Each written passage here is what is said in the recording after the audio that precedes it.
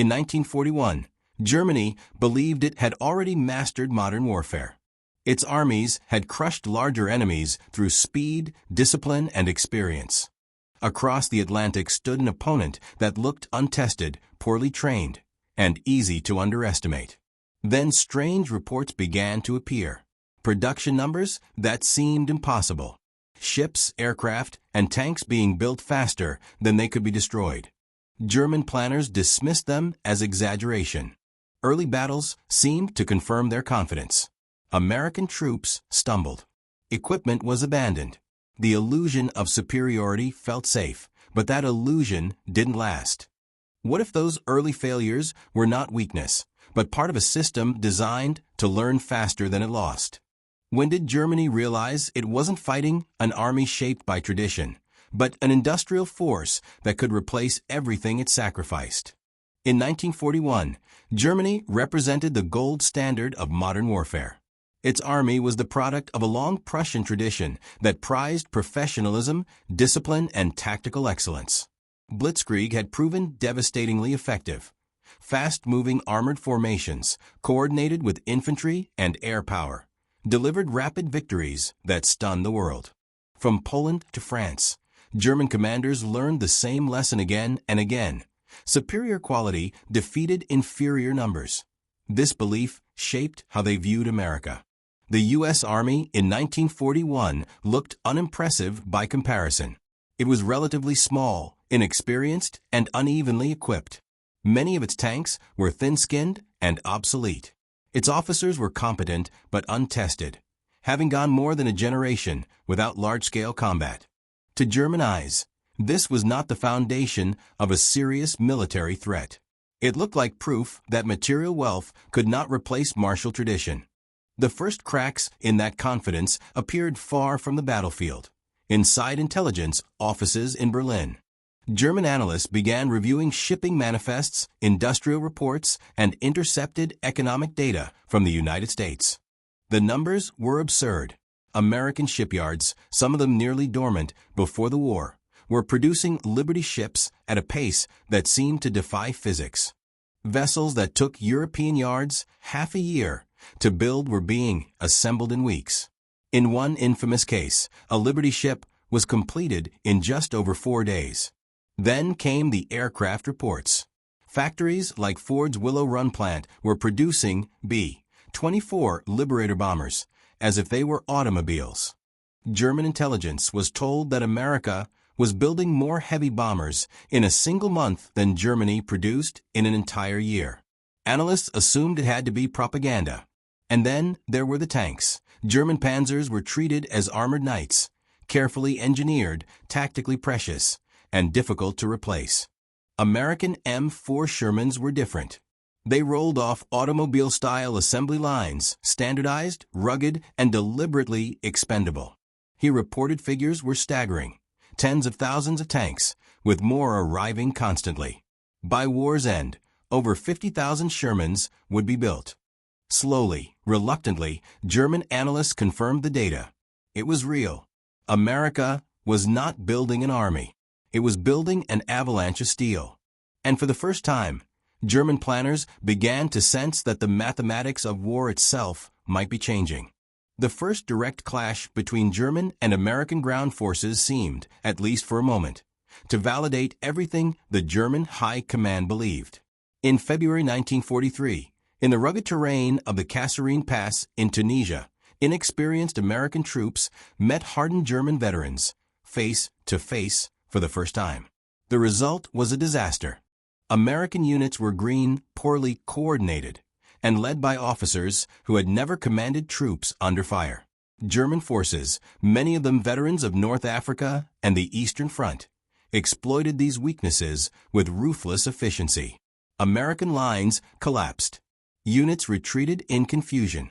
Large quantities of brand-new equipment were abandoned intact on the battlefield.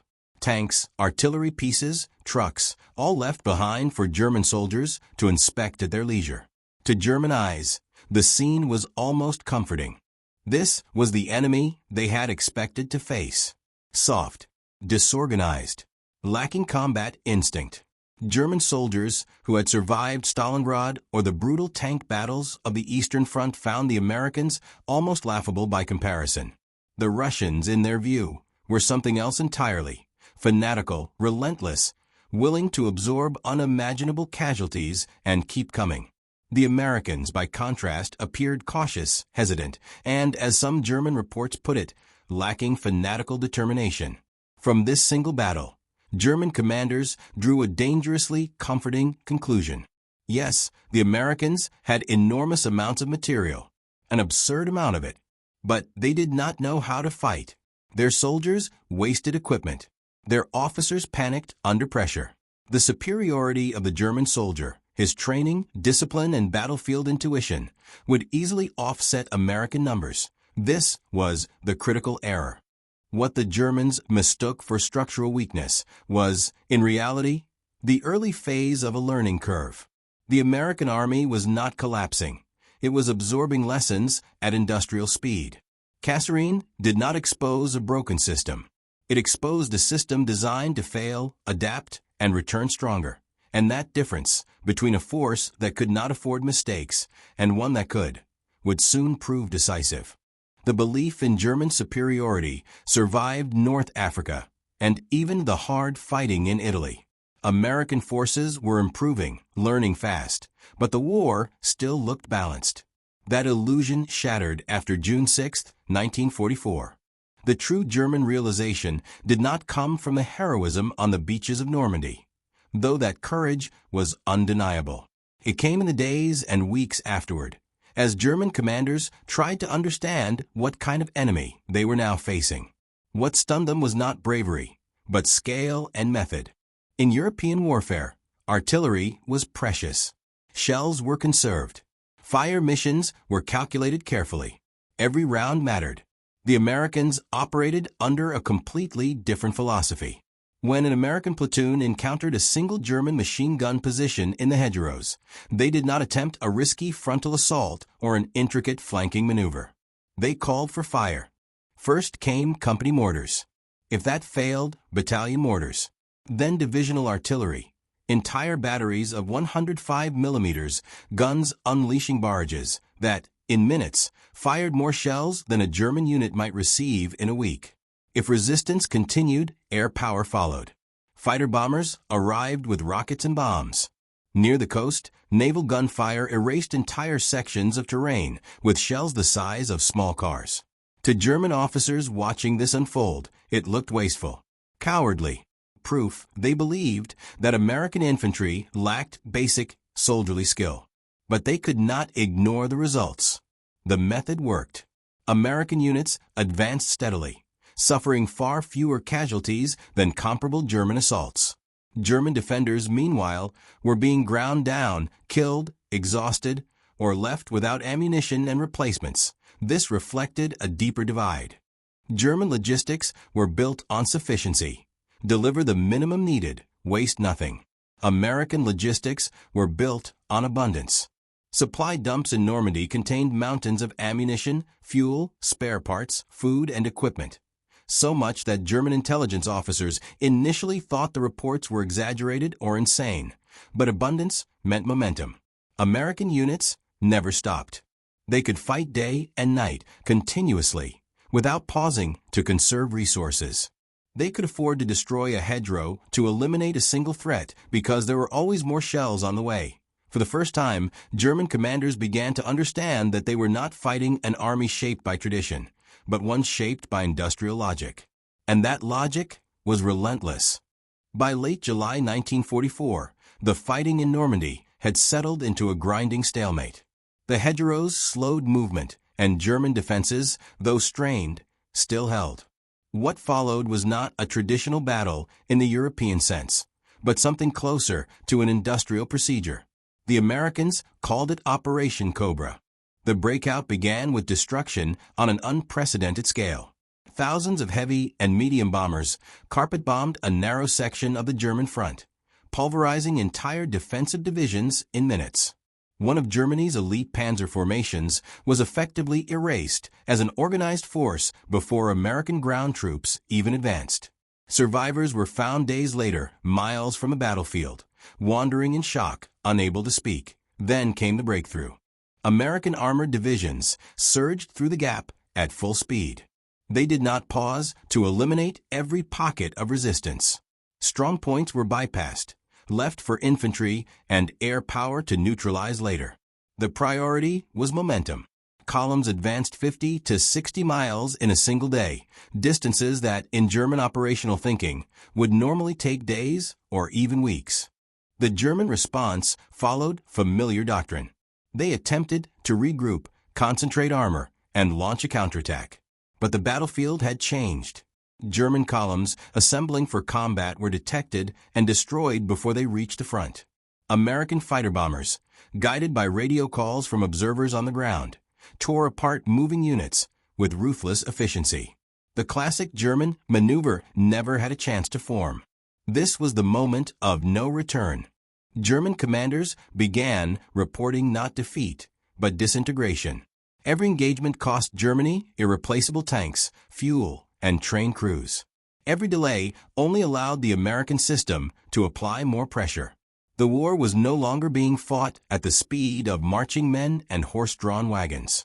It was being fought at the speed of engines, radios, and uninterrupted supply, and at that speed, Germany could not survive. In December 1944, Germany made one last attempt to prove that operational brilliance and surprise could still overcome American industrial power. The Ardennes Offensive, what we now call the Battle of the Bulge, was Hitler's final gamble. The plan was classic German warfare. Strike through difficult terrain during terrible weather. Achieve total surprise. Concentrate elite armored units for a decisive breakthrough. For a brief moment, it worked. American lines buckled. Entire units were surrounded. A massive bulge formed in the front, echoing the victories of 1940. But the American system responded exactly as German planners had failed to anticipate. Surrounded units, most famously at Bastogne, did not collapse. They held. Cut off, freezing, short on ammunition, they refused to surrender. At the same time, American command executed what European military logic deemed impossible. General Patton's Third Army, positioned far to the south, was ordered to pivot 90 degrees and attack north. Within days, his troops were moving, driving day and night in trucks across icy roads into the German flank. When the weather cleared, Allied air power returned with devastating effect. German supply columns were annihilated. Fuel ran out. The elite panzer units, so carefully assembled, ground to a halt. Germany's last reserves were gone, and they could not be replaced. The final lesson was brutal. When Germany lost an elite division, it was gone forever.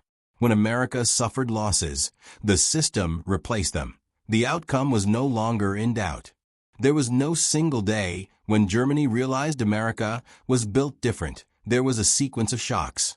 It began with intelligence officers staring at production numbers that defied belief.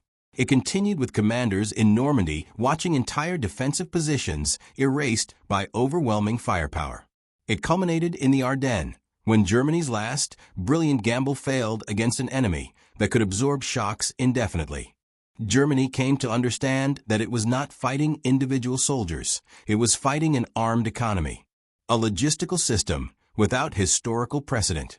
An army designed to replace losses continuously, to learn quickly, and to sustain pressure without pause. War became a mathematical equation Germany could not escape. Every battle, even a tactical success, pushed it closer to exhaustion. America, by contrast, grew stronger with time. In the end, it was not about exceptional men. It was about a system designed so that ordinary men, farmers, factory workers, clerks, shopkeepers, could fight and win extraordinary wars. And once Germany understood that, the war's outcome was already decided.